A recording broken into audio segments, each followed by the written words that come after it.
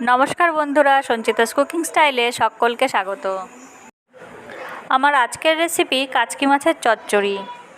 এই রান্নায় আমি যে মশলা ব্যবহার করেছি তা কিন্তু সম্পূর্ণই শিলনোড়ায় বেটে নেওয়া, তাই এই রান্নার স্বাদটা কিন্তু অসাধারণ। চলুন তাহলে শুরু করা যাক আজকের রেসিপি।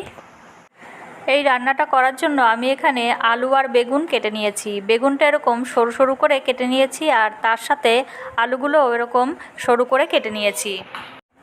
এখানে নিয়েছি আমি কিছু কাচকি মাছ, ধুয়ে পরিষ্কার করে নিয়েছি। আর নিয়েছি টমেটো, সরু সরু করে কেটে নিয়েছি। আর এখানে নিয়েছি আলু আর বেগুন। আর তার সাথে এখানে নিয়েছি একটা বড় সাইজের পেঁয়াজ। এখন মাছের মধ্যে আমি পরিমাণ মতো নুন আর হলুদ দিয়ে দিচ্ছি।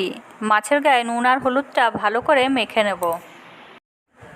নুন হলুদটা ভালো করে মেখে নেবার পর এর মধ্যে দিয়ে দিচ্ছি কেটে রাখা পেঁয়াজ আর টমেটো কুচি।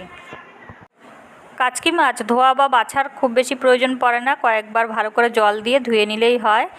এর মধ্যে আমি দিয়ে দিলাম সর্ষের তেল। এবারে সব কিছু ভালোভাবে একসাথে মেখে নেব।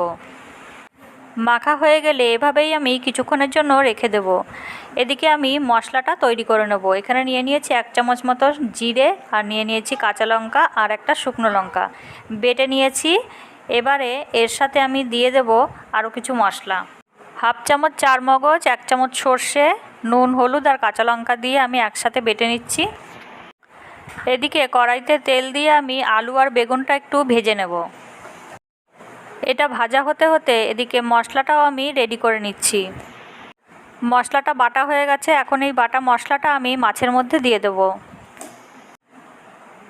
মাছের সাথে এই বাটা মশলাটা আমি খুব ভালোভাবে মেখে মিশিয়ে নেব।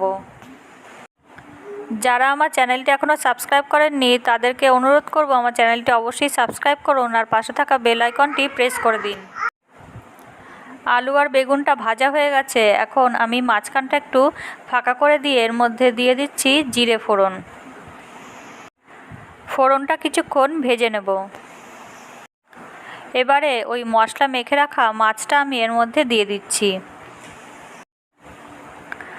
মাছটা দিয়ে দেওয়ার পর বাটিটা ধুয়ে আরও কিছুটা জল আমি এর মধ্যে দিয়ে দেব। এই রেসিপিটা যেহেতু একটু গা মাখা হবে, সেহেতু আমি খুব বেশি জল এখানে ব্যবহার করব না, খুবই সামান্য পরিমাণে জল এখানে ব্যবহার করছি। এবারে গ্যাসের ফ্লেমটা একদম লোতে দিয়ে আমি এটা ঢাকা দিয়ে রান্না করব। মিনিট 10 মতন ঢাকা দিয়ে আমি এটা রান্না করছি। মাঝে তুলে নাড়া দিয়ে দিয়েছি। এই দেখুন জলটাও প্রায় টেনে গেছে। আর এই রান্নাটা থেকে কিন্তু তেল ছাড়তে শুরু করছে আস্তে আস্তে। হালকা হাতে নাড়া দিয়ে আর অল্প কিছুক্ষণ রান্না করে নিয়ে আমি এটা গ্যাসের ফ্লেমটা বন্ধ করে দেব। এই রেসিপিটা কিন্তু গরম ভাতের সাথে দুর্দান্ত খেতে লাগে। আমার এই রান্নাটা ভালো লাগলে অবশ্যই একটি লাইক করবেন আর কমেন্ট করে জানাতে ভুলবেন না কিন্তু কেমন লাগলো।